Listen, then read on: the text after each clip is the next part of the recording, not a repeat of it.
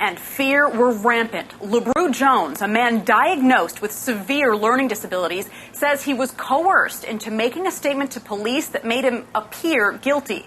Today, after spending more than 2 decades in prison, he was freed. This feels like a dream come true. A dream that Lebrew Jones held for 22 years in prison, wrongly convicted, he says, for the 1989 murder of prostitute Mickey Hall.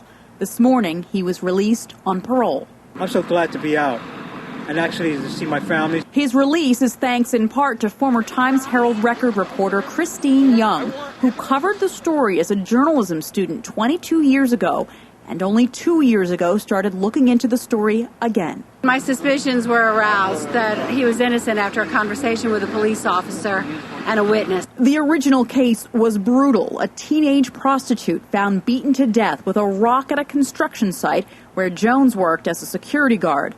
Jones says he told police he didn't do it, but after 20 hours of interrogation, he says he concocted a story that he saw her commit suicide.